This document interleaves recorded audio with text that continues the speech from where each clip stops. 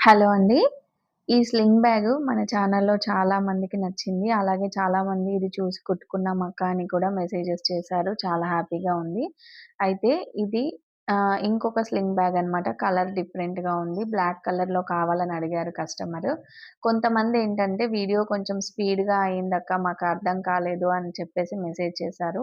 వాళ్ళ కోసం అని చెప్పి కొంచెం స్లోగా పెట్టడానికైతే ట్రై చేస్తున్నాను. అందుకే ఇది మళ్ళీ అప్‌లోడ్ చేస్తున్నాను.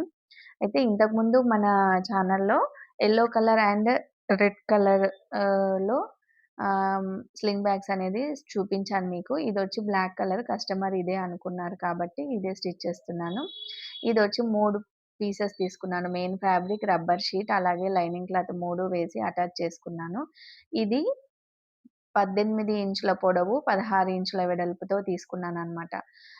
చుట్టూరా జాయిన్ చేసుకున్న తర్వాత మధ్యలో కూడా కుట్టు అనేది వేసేసుకున్నాను ఫినిషింగ్ నీట్‌గా ఉండడం కోసం. తర్వాత 16 ఇంచుల వైపు మధ్యలోకి ఫోల్డ్ చేసుకొని 2 భాగాలుగా కట్ చేసుకున్నాను.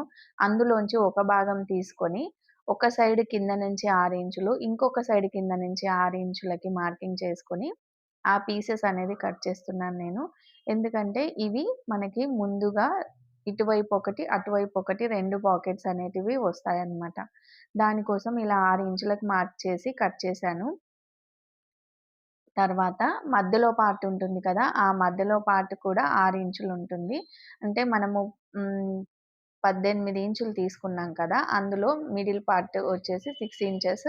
దాంట్లో సగంకి మార్కింగ్ చేసుకొని 3 ఇంచులకి నేను మళ్ళీ కట్ చేశాననమాట. తర్వాత ఇప్పుడు అక్కడ జిప్ అనేది అటాచ్ చేస్తున్నాను. ఇది మధ్యలో జిప్పు అనమాట. మధ్యలో పార్ట్‌కి జాయిన్ చేసేది మధ్యలో పాకెట్ వస్తుంది. ఈ జిప్ అటాచ్ చేసుకున్న తర్వాత మళ్ళీ దాన్ని రివర్స్‌లో తీసుకొని ఇలా పైనుంచి టాప్ స్టిచ్ అనేది వేసుకోవాలి. తర్వాత ఇంకొక పార్ట్ దానిపైనే పెట్టేసి జిప్‌కి ఇంకొక వైపున స్టిచ్ అనేది వేసుకోవాలి. తర్వాత దాన్ని కూడా మళ్ళీ రివర్స్ తిప్పుకొని టాప్ స్టిచ్ అనేది వేసుకోవాలి. మనం జిప్ ఎక్కడ కుట్టుకున్నా కూడా ఇలా టాప్ స్టిచ్ అనేది వేసుకుంటే గనక ఫినిషింగ్ నీట్‌గా ఉంటుంది.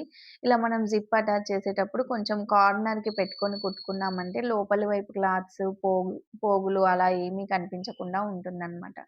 తర్వాత మనం కింద వైపున కట్ చేసుకున్నాం కదా! ఒక పార్ట్. ఆ పార్ట్‌కి కూడా నేను జిప్ అనేది కుడుతున్నాననమాట. 2 పార్ట్స్ ఉన్నాయి కదా! ఆ 2 పార్ట్స్‌కి కూడా జిప్ అటాచ్ చేశాను. చూడండి. మీరు చెప్పేదానికంటే కూడా కొంచెం వీడియోని బాగా అబ్జర్వ్ చేస్తూ చూస్తే గనక మీకు చాలా ఈజీగా అర్థమవుతుంది. ఓన్లీ ఆడియో వింటే కూడా మీకు అర్థం కాదండి. వీడియో ఖచ్చితంగా చూడాలి. చూస్తే కూడా చిన్న చిన్న టిప్స్ అనేటివి నేను అక్కడ ఎలా కుడుతున్నాను అనేది కూడా మీకు ఈజీగా అర్థమవుతుంది. ఇలా మళ్ళీ జిప్‌ని రివర్స్‌లో పెట్టేసి టాప్ స్టిచ్ వేసుకున్న తర్వాత ఈ మధ్యలో పార్ట్ ఉంది కదా! ఆ పార్ట్‌కి ఈ 2 జిప్‌లని అటువైపు, ఇటువైపు అటాచ్ చేసుకోవాలి. అలా అటాచ్ చేసుకునేటప్పుడు ఏంటంటే, మనము పాకెట్ కోసము ఇంకా 2 లైనింగ్ పీసెస్ అనేవి తీసుకోవాలనమాట. కింద పాకెట్ ఏ సైజ్ అయితే ఉందో, ఆ సైజులోనే చూసుకొని లైనింగ్ క్లాత్ అనేది కట్ చేసుకోవాలి. కట్ చేసుకున్న తర్వాత అదే జిప్ పైన మనం పెట్టుకొని దీన్ని కుట్టుకున్నామంటే ఫినిషింగ్ నీట్‌గా ఉంటుందనమాట. చూడండి వీడియోలో కనిపిస్తుంది కదా! కుట్లు బయటకు కనిపించకుండా నీట్‌గా ఉంటుంది. తర్వాత లోపల వైపు ఫోల్డ్ చేసేసుకొని 3 వైపులా కూడా ఇలా కుట్లు అనేది వేసేసుకోవాలి. తర్వాత ఇంకొక వైపు పార్ట్ జిప్ యాడ్ చేస్తున్నాను చూడండి. ఇంకొకసారి చూస్తే ఈజీగా అర్థమవుతుంది. ఇలా పైనుంచి మళ్ళీ లైనింగ్ క్లాత్ అనేది పెట్టుకొని స్టిచ్ వేసుకోవాలి. తర్వాత లోపల వైపు తిప్పేసి టాప్ స్టిచ్ అనేది వేసుకోవాలి. అప్పుడు పోగులు కనిపించకుండా ఉంటాయన్నమాట. తర్వాత దాన్ని 3 వైపులా జాయిన్ చేసేసుకోవాలి. తర్వాత ఇక్కడ 3 జిప్పులొచ్చాయి కదా! ఆ మూడిటికి కూడా జిప్‌లని రన్నర్‌లని ఎక్కిచ్చేసుకోవాలి జిప్పులకి. తర్వాత ఇంకొక పార్ట్ ఉంది కదా! మనము కట్ చేసుకున్నది.